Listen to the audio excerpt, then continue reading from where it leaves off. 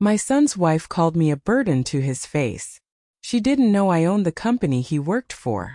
The clinking of silverware against fine china, a sound that in Elara's elegant dining room usually formed a soothing symphony, felt tonight like a discordant clang, a jarring note in the suffocating silence. A heavy quietude broken only by the forced cheerfulness of Serafina, Kian's wife, hung thick in the air. Elara, a woman whose 72 years sat lightly upon her, observed the scene with an almost clinical detachment. Her eyes, typically warm and welcoming, held a cold, unyielding glint as she watched her son Kian pick nervously at his expensive salmon, meticulously arranged on an antique porcelain plate, utterly unable to meet her gaze. The aroma of perfectly seared fish and delicate herbs, usually a source of pleasure, now seemed to mock the tension that permeated the room. The conversation, as it so often did these days, had inexorably veered towards their upcoming luxury vacation. It was to be a 2-week cruise through the sun-drenched Mediterranean, meticulously planned with private excursions to ancient ruins, exclusive wine tastings, and a personal chef catering to their every whim, all naturally funded entirely by Elara. Serafina, her voice dripping with an entitled petulance that had become her default setting, detailed the itinerary with dramatic flourishes, occasionally pausing to interject a thinly veiled complaint about some minor inconvenience. She spoke as if the very act of existing on someone else's dime was an arduous, soul-crushing task, requiring immense personal fortitude. A faint tremor, almost imperceptible, ran through Elara's hand, resting on the linen tablecloth. Honestly, Kian, Serafina sighed dramatically, pushing a strand of perfectly styled, artfully highlighted blonde hair behind her ear, her diamond earrings catching the light from the crystal chandelier. I just don't know how we're going to manage all of this. It's so much planning, so much effort. Coordinating all the private tours, finding the right outfits for formal nights, ensuring the children have enough activities on board. It's simply exhausting.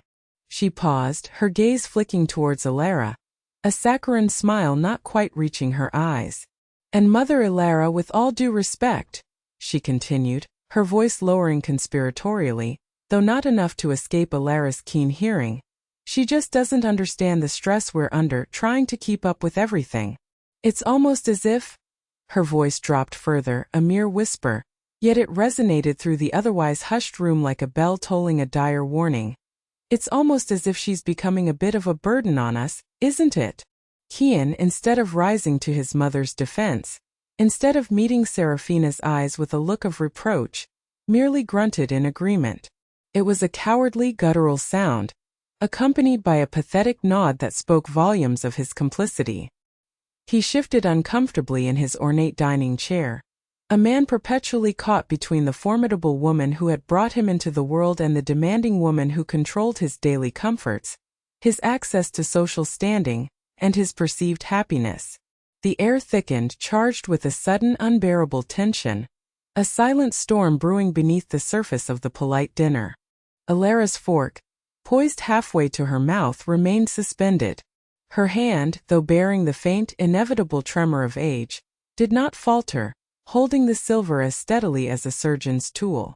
Her gaze, which had been fixed on the intricate, almost microscopic pattern of her plate, slowly, deliberately lifted. First, her cold, unwavering eyes found Kian, then moved to Serafina, settling on her with an intensity that seemed to penetrate her very being. A profound stillness settled over Elara. There was no gasping intake of breath, no dramatic outburst of tears, no tearful plea for understanding. Only a quiet, terrifying calm, a serenity that spoke of a deep-seated resolve. Her expression remained utterly unreadable, a mask of serene indifference that betrayed nothing of the seismic shift occurring within her. Serafina, entirely misinterpreting Elara's chilling silence as either the onset of senility or a weary resignation, offered a small, dismissive shrug. A faint smirk played on her lips as she leaned towards Kian, her voice loud enough for Elara to hear every syllable clearly, painfully. Well, you know, she's getting on in years, darling. It's natural. We just have to manage expectations. She patted Kian's arm with a patronizing air. as if he too were a child who needed comforting over a difficult truth. A faint, almost imperceptible smile touched Elara's lips then. A smile utterly devoid of warmth, of kindness, of any human connection. It was the smile of a woman who had just heard the final, irrefutable truth, a truth that had been whispered behind her back for years, hinted at in veiled comments, now boldly declared to her face with casual cruelty. Kian's pathetic silence, his active complicity in this blatant disrespect, had sealed their fate. The dam, holding back decades of quiet resentment, unacknowledged pain and suppressed fury, had finally cracked. Elara simply placed her fork down with a soft, decisive clink that seemed to echo in the sudden silence, pushed her half-eaten meal away from her with a gesture of finality, and excused herself from the table with a soft, almost inaudible murmur. As she ascended the grand staircase, her posture regal and unbowed, leaving Kian and Serafina alone in the opulent dining room, neither of them could comprehend the seismic shift that had just occurred. They were oblivious to the fact that they had just witnessed the final quiet implosion of their own gilded cage, the first trembling crack in the foundation of their undeserved lives. To understand the profound stillness of Elara's departure from the dinner table, one had to delve into the labyrinthine corridors of her past, a past woven with intricate threads of sacrifice, quiet generosity, and an increasingly bitter disappointment. Elara wasn't merely a grandmother or a mother.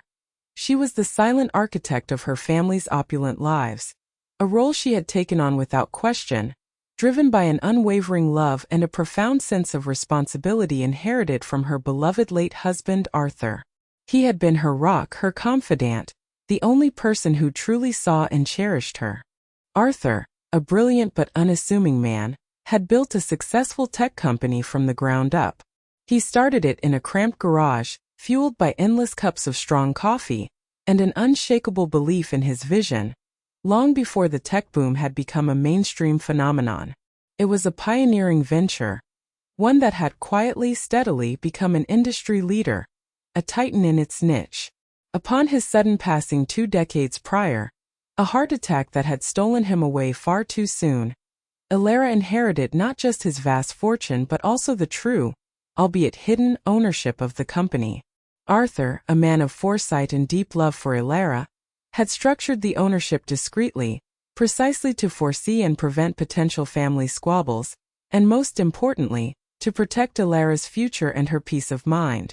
A trusted board and a handful of loyal executives oversaw daily operations, meticulously managing the company's immense wealth and growth, while Elara remained the ultimate, anonymous benefactor, the silent queen behind the throne. She had rarely interfered, trusting Arthur's judgment and the capable people he had put in place. Her focus, her unwavering dedication, had always been her family, her son Kian, and the dream of a happy, secure lineage. For years, Elara had channeled Arthur's immense legacy into their lives, believing with a naive optimism that financial security would inevitably breed happiness and, crucially, affection. She had poured her resources into Kian and Serafina, and later their children, with a generosity that bordered on the boundless, a river of wealth flowing freely for their every desire. There was Kian's education, for instance. He had always been an indifferent student, more interested in superficial social climbing than academic rigor. Yet, Elara had insisted he pursue his dreams, or rather, the dream she had for him, funding his pursuit of an exorbitantly expensive MBA from Harvard, a degree he barely utilized, rarely applying himself, seemingly content to exist within the gilded cage of her support. She had paid every cent of his tuition, his lavish living expenses in Boston, even his extravagant spring break trips to Europe with his university friends, where he'd flown first class and stayed in 5-star hotels. She remembered the swelling pride she felt seeing him graduate, a pride quickly dampened by his casual, almost entitled acceptance of her endless support, a mere nod of acknowledgement, never genuine gratitude. He never once asked how she managed it or offered to contribute. Then came Serafina, Kian's wife, a woman whose ambition vastly outstripped her talent, a woman who dreamed of grandiosity without the discipline to achieve it. Serafina had always envisioned herself as a fashion mogul, a design visionary. Elara had, on 3 separate occasions, invested substantial sums into Serafina's ill-fated boutique businesses. Each time Serafina had squandered the capital with breathtaking speed and recklessness, on exorbitant store fit-outs that prioritized aesthetics over functionality, lavish launch parties attended by superficial acquaintances, and overpriced inventory that appealed to no one. Invariably, the ventures would collapse within months, leaving a trail of debt and broken dreams. Elara had always, without a single word of reproach, covered the debts, bailed out the failing enterprises, and offered words of encouragement, clinging to the fading hope that one day, Serafina would find her footing or, at the very least, appreciate the endless lifeline she was being thrown. She had always quietly hoped for a shared dream, a mutual passion to connect them, but instead, she merely served as an emergency fund. Their sprawling multi-million-dollar mansion in the exclusive suburbs? Elara had paid the entire down payment, a sum that would buy several average homes outright, and had quietly been covering a significant portion of their monthly mortgage payments, property taxes, and maintenance fees for years. Kian and Serafina merely assumed their hard work and savvy investments afforded them such luxuries, never once questioning the magic by which their bills were always paid. Their garage housed a fleet of high-end vehicles. Serafina's sleek, obsidian black Mercedes S-Class, Kian's powerful, gleaming BMW X7, and a convertible for weekend drives to the Hamptons, all purchased outright by Elara, who then meticulously covered their exorbitant insurance premiums, routine maintenance, and even their gas bills. She remembered the day Kian had called her, casually mentioning his need for a new car because the old one, a mere 3 years old, was getting boring, as if it were a minor inconvenience rather than a significant asset. Elara had sighed, a long, weary exhalation that went unnoticed, but the next week, the new BMW was delivered to their driveway, another silent transaction of her love. The grandchildren's lives were equally gilded, buffered from any hint of hardship. Private schools with exorbitant tuition fees, elite sports academies, private music lessons, horseback riding lessons at an exclusive stable, international summer camps in Switzerland, and annual ski trips to Aspen where they stayed in designer chalets. Elara footed every single bill, ensuring their lives were free of any financial worry, hoping to buy their affection, their time, their attention.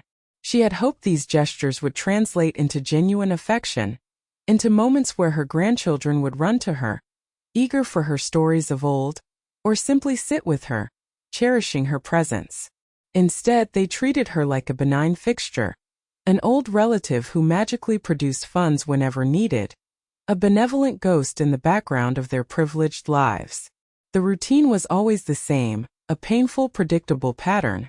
A casual mention of a new expense, a sigh about tight finances, a veiled hint about a desired luxury, and then invariably a day later, the funds would appear in their accounts as if by magic. Kian and Serafina never expressed gratitude, not truly. It evolved from polite, almost rote thanks to an unspoken expectation, then to a quiet entitlement and finally to outright dismissiveness. They had come to view Elara not as a cherished family member, but as an endless financial resource, an ATM that never ran dry, a wellspring of funds from which they could draw at will, without consequence or appreciation. The signs of their diminishing respect were numerous and painful, each a small cut to Elara's heart. She would often call, eager to share a quiet lunch at her home or visit with the grandchildren, only to be met with Kian's curt "we're busy, mother, next week perhaps," or Serafina's breezy "oh, we have so many engagements, mother Elara, perhaps next month." Family gatherings, once warm, boisterous affairs filled with laughter and shared memories, became rare and strained, formal obligations to be endured. Elara would often arrive to find herself relegated to a quiet corner, her opinions dismissed with a wave of a hand, her stories ignored or cut short. She overheard whispered conversations about her old-fashioned ways, her lack of understanding of modern life, and most painfully, the thinly veiled complaints about her expecting too much, for simply providing them with everything they desired.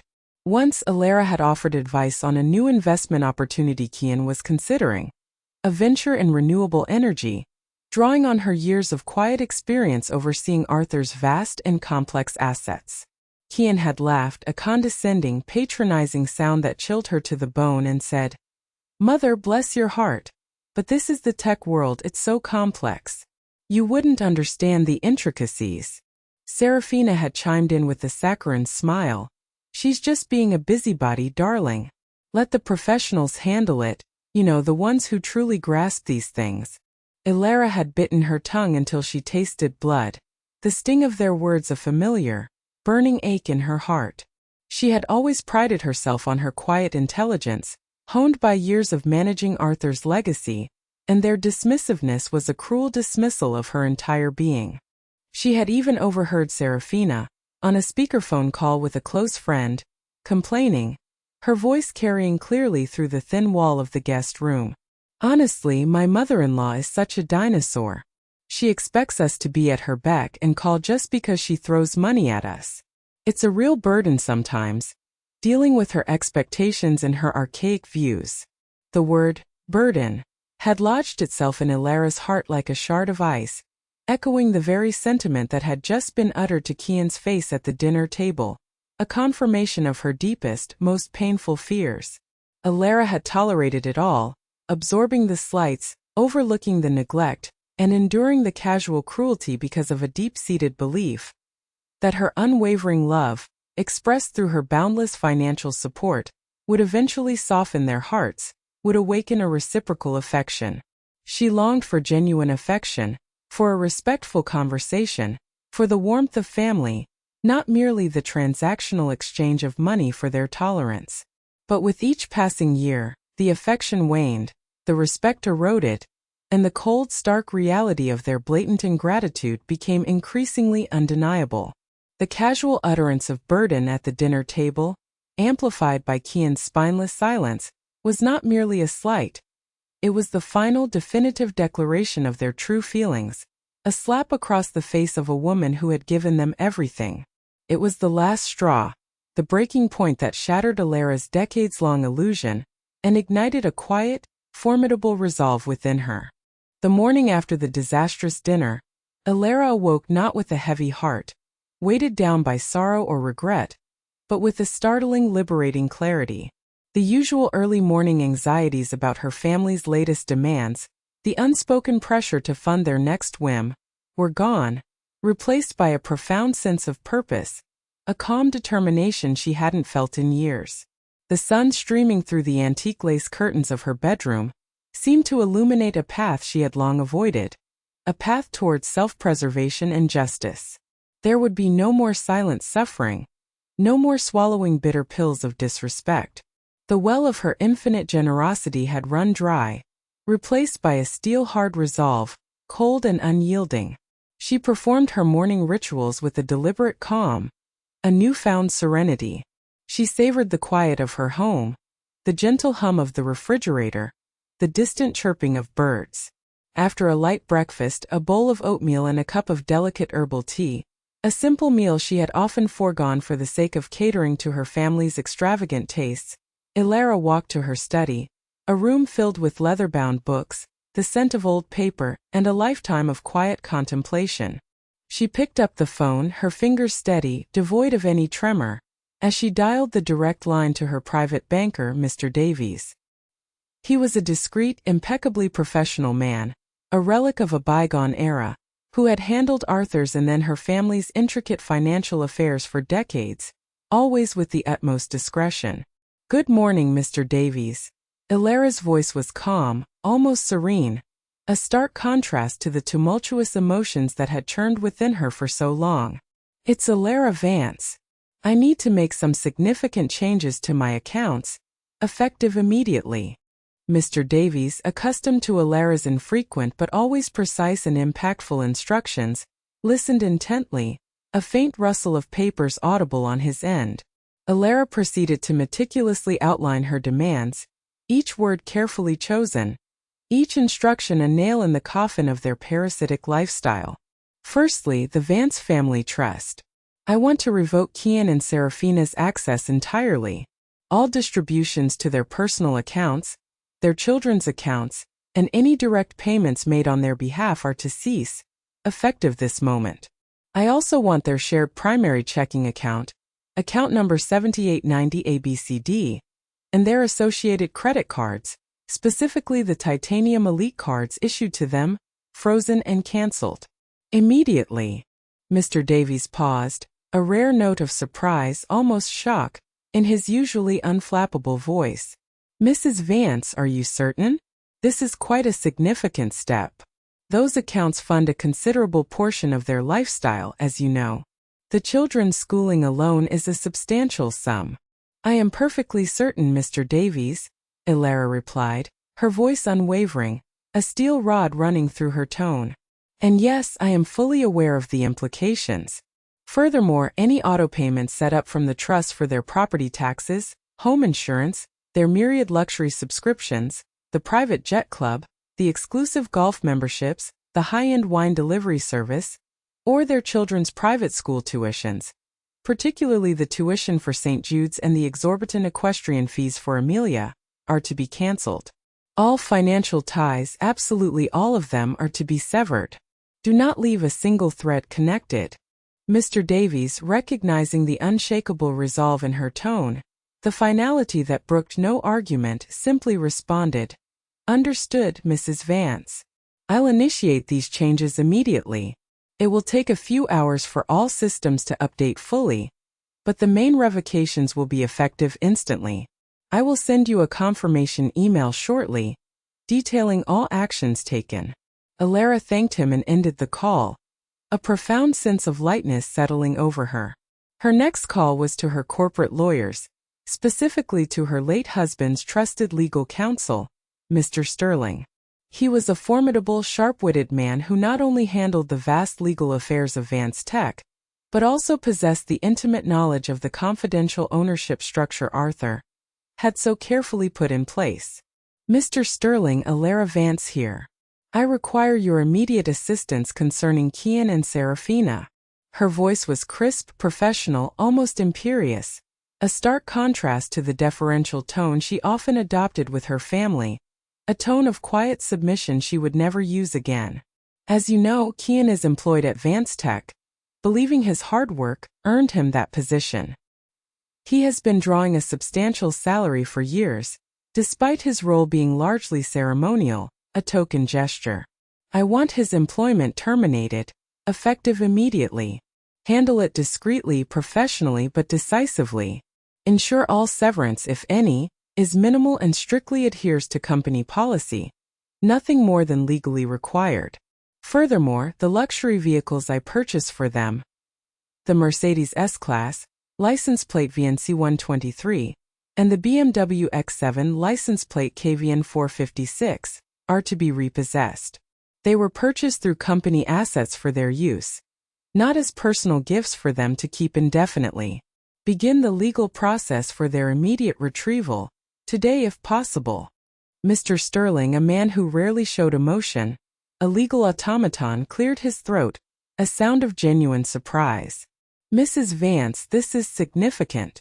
Kian has been with the company for some time, albeit in a non-critical role, as you've always stipulated. And the vehicles, are you sure you wish to pursue repossession? It might cause public curiosity." "I am absolutely sure, Mr. Sterling," Elara stated, her voice like ice, firm and unyielding. "They have benefited from my generosity for far too long, and their recent conduct has made it abundantly clear that they view me as nothing more than a bank, a convenient source of unending funds. I am reclaiming what is mine and severing all ties. I expect this to be handled with the utmost efficiency and discretion, as always.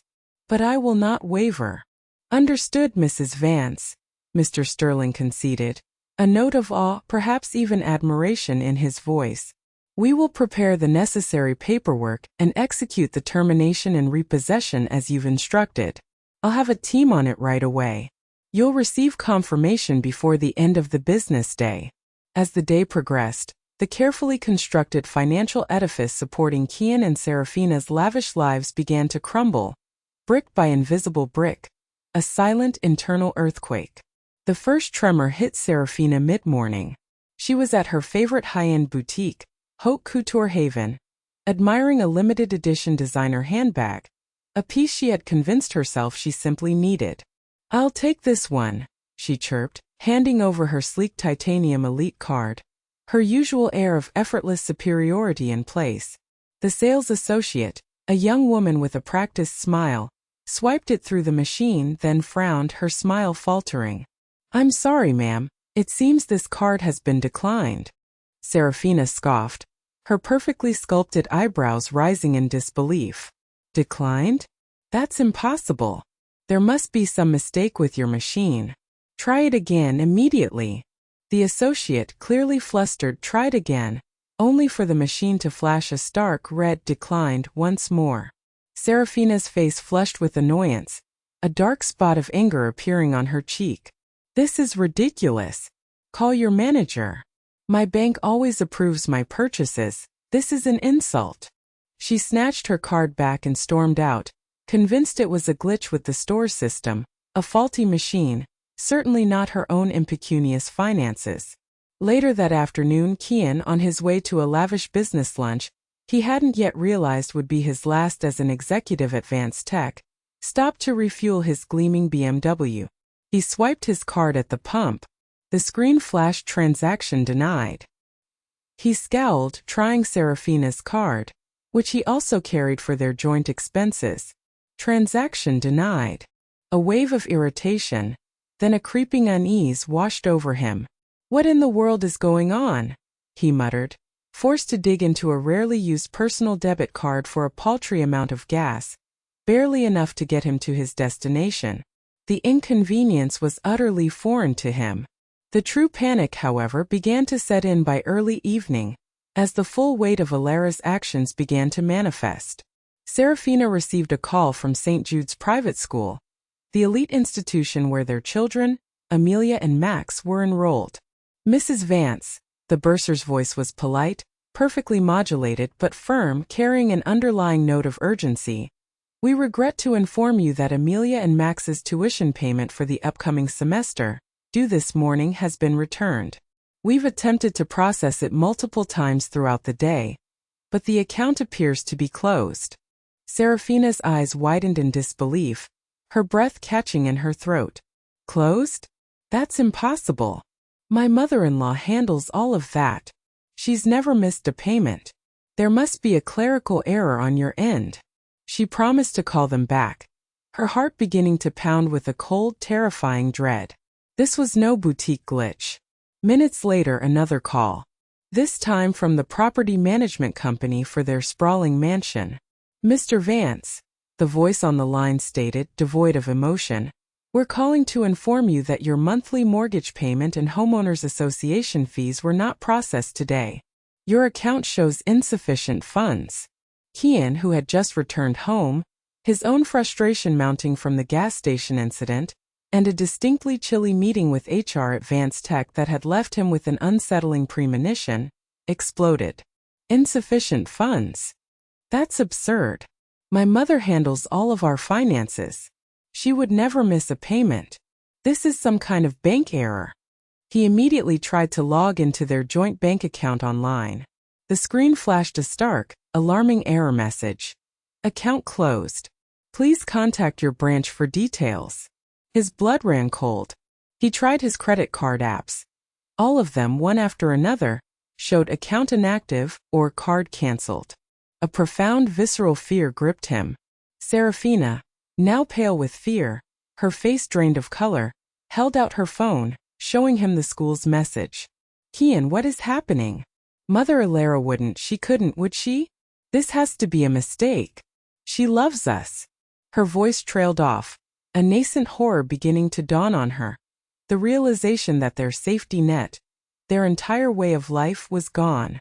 Kian's face contorted with a mixture of anger, disbelief, and burgeoning panic. "This has to be a mistake. She's just old and confused. She probably pressed the wrong button or something. She can't do this to us. We need to go talk to her now." He grabbed his car keys, forgetting for a moment that his car had barely enough gas to get them there. They were no longer merely irritated, they were terrified. Their world, built entirely on Elara's unspoken generosity, was not just wobbling. It was collapsing around them, and they were about to confront the silent architect of its demise, completely unprepared for the storm she was about to unleash. The following morning, the atmosphere in Elara's grand living room was as cold and sharp as a winter's morning, despite the bright sunlight streaming through the tall windows. Kian and Serafina stood before her, their faces a chaotic mixture of confusion, indignation, and rapidly escalating panic. They had arrived unannounced, bursting through the front door like a storm, their usual practiced decorum and elegant composure abandoned in the face of financial devastation. "Mother, what is the meaning of this?" Kian demanded, his voice trembling with a mixture of fear and pure, unadulterated rage. "Our cards are declined. The school is calling about tuition. Our mortgage payment didn't go through. What have you done? Have you lost your mind?" He gestured wildly, his hands shaking.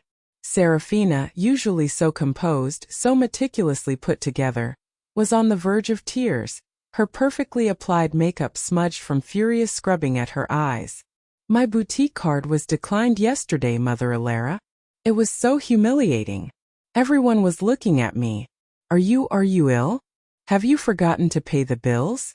Or is this some kind of cruel joke you're playing on us?" Her voice was laced with an almost desperate plea, clinging to the fragile hope that this was all a terrible misunderstanding, a temporary lapse.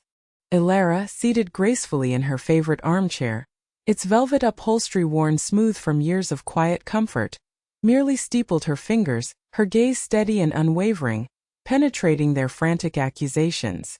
She looked at them not with anger, for the time for anger had passed, but with a profound weariness, the kind that settles deep in one's bones after decades of unacknowledged pain and silent endurance.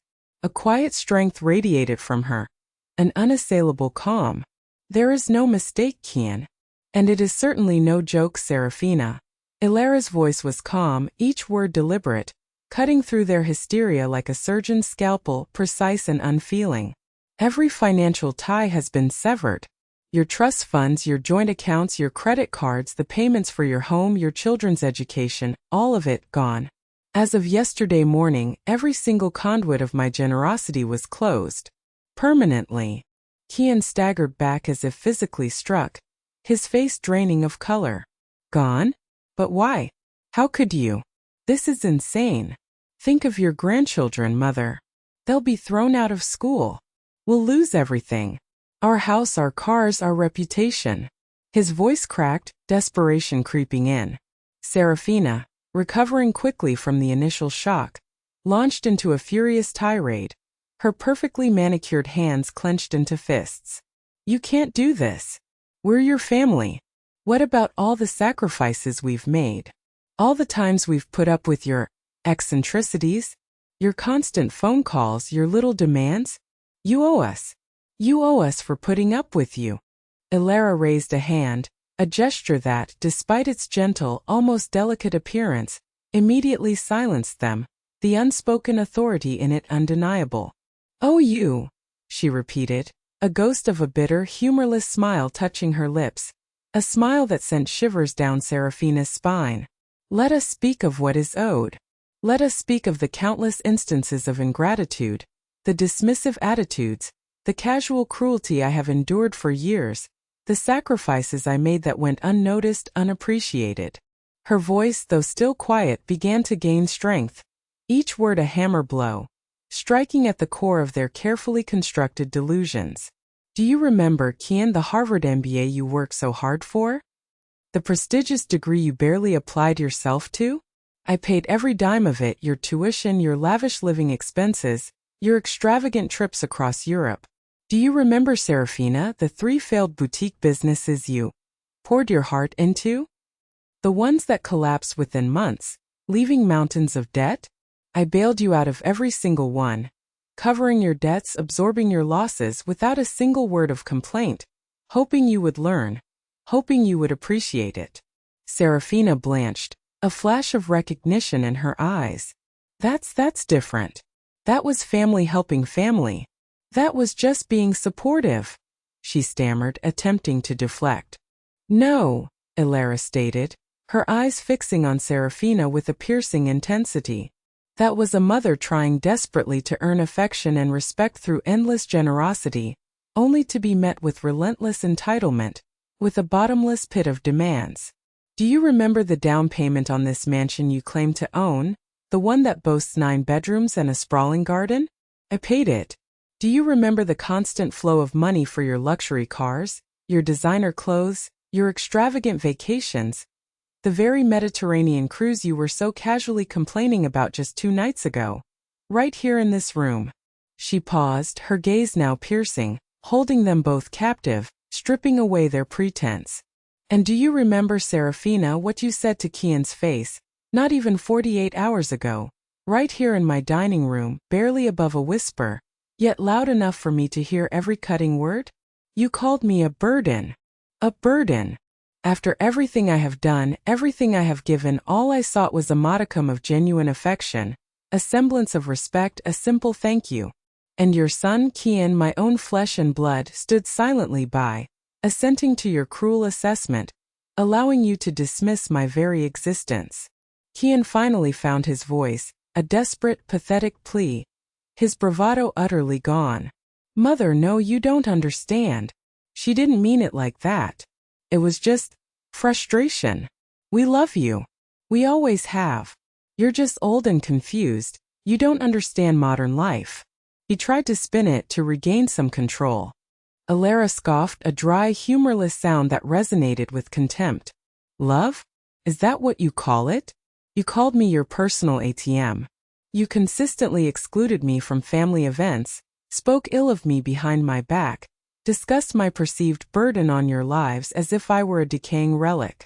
You saw me as a bottomless pit of money, a resource to be exploited, not a person with feelings, a mother, a grandmother who longed for nothing more than reciprocal warmth, a simple, genuine connection. She then delivered the final, devastating blow, the one that would shatter Kian's entire sense of self. And Kian, Elara continued, her voice dropping to a low, powerful register that compelled him to listen, forcing him to confront the lie he had lived. You believe you've worked hard for your position at Vance Tech, don't you? You speak of your achievements, your dedication, your long hours. What you don't know, what you were never meant to know, is that Vance Tech, the company you've been drawing a substantial salary from for years, the company you believe you're a senior executive in, a key player, I own it. I have always owned it. My late husband, your father, built it from nothing, and I inherited 100% ownership upon his passing. Your position was a gift, a silent provision for my son, a way to keep you close and secure, not a merit-based achievement. You were a figurehead, Kian, nothing more.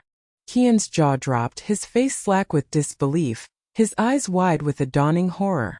Serafina gasped, her hand flying to her mouth, her eyes wide with a terror that transcended mere financial loss.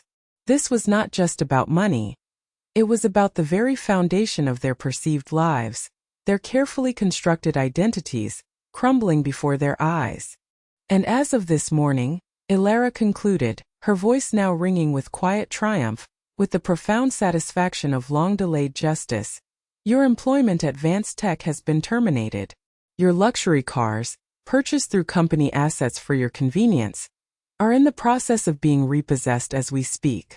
The house, which I have largely funded, will soon be beyond your means, as you now have no income to support its upkeep. You are, as you so aptly put it, a burden no longer. My decision is final.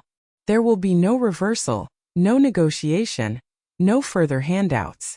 You will now learn what it truly means to stand on your own 2 feet, to earn your own way. Kian stammered, his words barely coherent. Mother, please. Think of the scandal. My career. Our children. What will people say? We'll be ruined. We'll be homeless. He tried to step forward, to grab her hand, to beg, but Elara recoiled, a look of profound disgust, of finality, crossing her face. That, Kian, is your problem now, she said, her voice devoid of emotion, a cold, empty echo in the grand room. The consequences of your own choices. You are no longer welcome to drain my resources, my energy, or my peace. Get out of my house. Now. With that, Elara rose, her posture regal and unyielding, a woman transformed. She looked at them, not with anger, but with a definitive finality, a woman who had at last reclaimed her dignity and her life, who had cut the parasitic ties that bound her. Kian and Serafina, stunned and utterly defeated, their carefully constructed world in ruins, had no choice but to turn and stumble out, leaving behind a silence more powerful than any scream, a silence that spoke volumes of their downfall. Kian and Serafina stumbled out of Elara's mansion, not as the confident, entitled couple they had been just hours before, but as shell-shocked individuals staring into an abyss. The grand wrought iron gates of the estate closed behind them with a resonant clang, metaphorically sealing off their access to a life of effortless luxury, to a future they had always taken for granted. The drive home was silent, punctuated only by Serafina's sporadic, choked sobs and Kian's muttered curses, too stunned to form coherent sentences. The revelation about Vance Tech had been the ultimate psychological blow, shattering Kian's self-delusion of being a successful, self-made man, revealing him as nothing more than a puppet. The consequences began to cascade almost immediately, each one a fresh torrent of harsh reality. The first tangible sign was the notice from Vance Tech. It arrived via a discreet courier service later that afternoon, a formal termination letter for Kian, citing a restructuring of executive roles and offering a minimal, standard severance package, the bare legal minimum. Kian stared at the official letterhead, the corporate logo that had always represented his perceived success and social standing, now mocking him with its cold, impersonal script. He called the number provided, only to be met with a polite but firm HR representative who confirmed his termination and stated, without a hint of warmth, that all company assets, including his company car, were to be returned immediately. There was no room for argument, no negotiation. The following morning, a tow truck arrived at their mansion, its diesel engine rumbling ominously in their manicured driveway. Two polite, uniformed men from a reputable repossession agency presented Kian with official paperwork for the sleek Mercedes S-Class and the powerful BMW X7, listing them as company assets. Kian, still reeling from the previous day's revelations, his mind a chaotic mess of anger and despair, could only watch in stunned silence as his prized luxury vehicles, symbols of his fabricated status, were hooked up and driven away. Serafina, witnessing the humiliating scene from her bedroom window, let out a wail of despair, a raw, animalistic sound of pure loss. Their children, Amelia and Max, confused and upset, asked why their cool cars were being taken away, their innocent faces reflecting the sudden turmoil. Kian, utterly defeated, could offer no coherent explanation, only a mumbled hollow excuse about company policy and temporary changes. Then came the eviction notice. The house, while technically in their names, had been purchased with a down payment and ongoing contributions from Elara that constituted the vast majority of its value, its true ownership veiled by her financial support.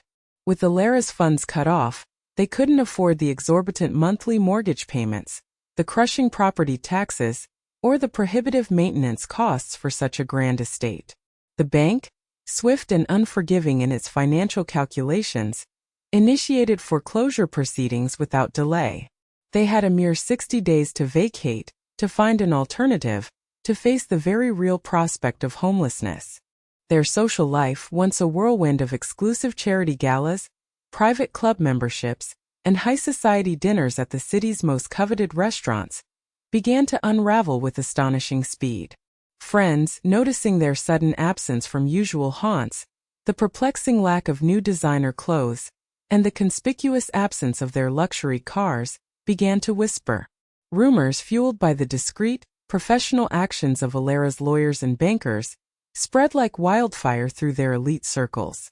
The successful Kian Vance was suddenly unemployed, dismissed under mysterious circumstances, and his wealthy wife Serafina was no longer seen flashing designer bags or dripping in diamonds.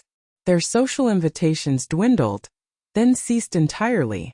The phone calls from their fair-weather friends, their superficial acquaintances, stopped coming. They were cut off, socially ostracized. the true price of their perceived affluence revealed as nothing more than borrowed plumage easily shed. Inside the mansion, the atmosphere grew toxic, thick with resentment and fear. Kian and Serafina, once united in their relentless pursuit of luxury, now turned on each other with brutal ferocity. Accusations flew like poison darts. Serafina blamed Kian for his spinelessness in dealing with his mother, for his failure to manage her better, for allowing their world to collapse. Kian blamed Serafina for her burden comment, for her extravagant spending, for her insatiable desires that had led them to this precipice. Their marriage, built on a shaky foundation of shared greed and external validation, began to buckle and crack under the immense weight of harsh reality. The children, innocent bystanders witnessing the constant arguments, the palpable stress, and the creeping despair, grew quiet and withdrawn, their childhood innocence fading with each passing day. While their world collapsed, Elara's, conversely, began to expand, to blossom into something new and vibrant.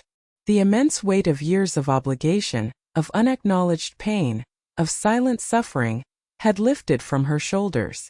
She felt lighter, freer, more alive than she had in decades, as if she had shed a heavy, suffocating cloak. The afternoon Kian's termination notice was confirmed, Elara did not gloat or celebrate.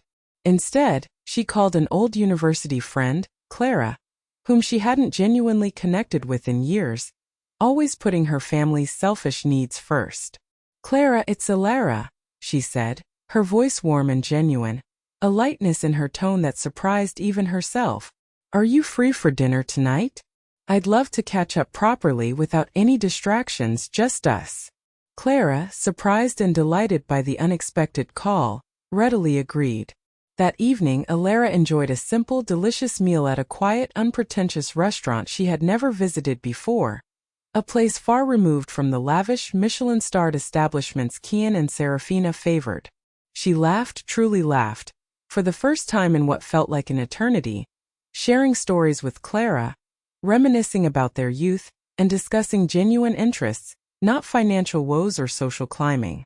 It was a profound, simple joy. The next day, Elara found herself browsing vibrant travel brochures, her finger tracing exotic destinations on glossy pages. For years, she had dreamed of visiting the cherry blossoms in Kyoto during spring, a trip Arthur had always promised her, a shared dream they had never realized.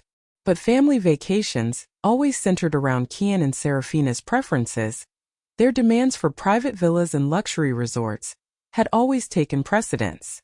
Now, with no one to consider but herself, no one to cater to, she booked a first-class ticket and a luxurious, solitary suite in a traditional ryokan nestled among ancient temples. The thought of it filled her with a quiet thrill, a sense of adventure she hadn't realized she had lost, a forgotten part of herself reawakening. She was beginning to live, truly live for herself, finally free. Months turned into a year, then two. The seasons cycled, and with them, the lives of Elara and her once pampered family underwent a profound, irreversible transformation. Elara's life bloomed into a vibrant tapestry of personal fulfillment and genuine happiness. The grand mansion, once a lonely testament to her unspoken sacrifices and the site of so much quiet suffering, now bustled with a different kind of energy, a purpose she had chosen. She had decided against selling it, instead opening it up for various charitable events and art exhibitions, filling its halls with the joyous sounds of music, the echoes of laughter, and stimulating intellectual discourse. She enrolled in painting classes, discovering a latent talent for landscapes and abstract art that brought her immense, tranquil joy. She volunteered regularly at a local animal shelter, finding unconditional affection and simple, pure gratitude from the creatures she cared for, a stark contrast to the transactional relationships of her past. Her calendar was no longer dictated by her family's demands, by endless requests for money, but by her own desires. A weekly book club discussion, long contemplative walks in the botanical gardens, spontaneous trips to visit old friends across the country, and that much-anticipated spring visit to Kyoto, which had been even more breathtaking than she had imagined, a dream fulfilled. She traveled extensively, not to flaunt wealth or impress others, but to truly experience the world's wonders, spending her money on immersive cultural experiences, exquisite meals, and comfortable accommodations for herself, no longer worried about funding someone else's extravagant whims. The burden of caring for ingrates had been lifted, allowing her to truly enjoy the fruits of Arthur's labor and her own wise stewardship. She had found a new circle of friends, people who valued her for her sharp mind, her kind heart, her engaging conversation, and her quiet wisdom, not for her bank balance or her family connections. There was a profound serenity in her eyes, a quiet joy that radiated from deep within, a light that had been extinguished for decades. She had finally learned that the most profound loyalty one could offer was to oneself, to one's own peace and dignity, to the quiet voice within. Meanwhile, Kian and Serafina's world had shrunk dramatically, their lavish existence replaced by a stark reality. After losing the mansion, a symbol of their false prosperity, they were forced to downsize drastically, moving into a modest 3-bedroom house in a nondescript suburban neighborhood, one that offered no prestige, no status. The shock of having to manage their own finances, to pay their own bills, to live within their actual means for the first time in their adult lives, was immense, a constant source of stress and argument. Kian, unable to secure another high-paying executive role given the circumstances of his termination from Vance Tech, a story that had quietly circulated among recruiters, and his undeniable lack of genuine marketable skills, eventually found work as a middle manager at a struggling regional sales firm. His salary was a mere fraction of what he once earned, and he quickly learned the true meaning of hard work, long hours, demanding bosses, and the constant pressure of quotas, a world far removed from his previous ceremonial role. The spineless man had to, by sheer necessity, develop a backbone, if only to survive the daily grind. Serafina, stripped of her designer wardrobe, her exclusive social circles, and her superficial identity, initially struggled with bitter resentment and a profound sense of humiliation. Her attempts to launch another boutique failed miserably without Elara's automatic backing, proving her lack of actual business acumen. Eventually, with no other options, she took a job as a sales associate at a local department store, a humbling experience that forced her to interact with people from all walks of life, to serve others, something she had always disdained. The experience, though initially demeaning, slowly began to chip away at her materialistic facade, replacing it with a grudging appreciation for honest work and genuine effort, a nascent understanding of the value of labor. Their children, Amelia and Max, had transitioned to public school, a stark contrast to their pampered private education. While initially resistant to the changes, complaining about the lack of amenities and the different social environment, they slowly adapted. They learned the value of money, the importance of sharing, and the simple joys of life that didn't involve private jets or luxury resorts. They still visited Elara occasionally, awkwardly at first, then with a growing, albeit hesitant, appreciation for her wisdom and the quiet strength she exuded. Elara, ever graceful, maintained a polite but firm distance, ensuring they understood that her support was now based on genuine respect and their own efforts, not a blank check. She offered guidance, not money, and they slowly began to seek it. The ultimate lesson echoed through their transformed lives. Love and respect cannot be bought with money. Elara had learned that true affection is freely given, cultivated through genuine connection, not extracted through financial dependency or endless sacrifice. Kian and Serafina, in losing everything they had taken for granted, were forced to confront their own entitlement, their own lack of genuine character, their self-serving nature. They were learning the hard way that true security comes not from inherited wealth or someone else's generosity, but from self-reliance, integrity, and the dignity of earning one's own way. Elara, finally free from the burden she had carried for so long, was a living testament to the fact that it is never too late to reclaim one's life, to prioritize one's own well-being, and to embrace the profound liberty that comes from valuing oneself above all else. Elara's story is a powerful reminder that while family bonds are sacred, self-respect is non-negotiable. Her journey from quiet sacrifice to triumphant liberation resonates deeply, showing us that sometimes, The greatest act of love is also an act of profound self-preservation.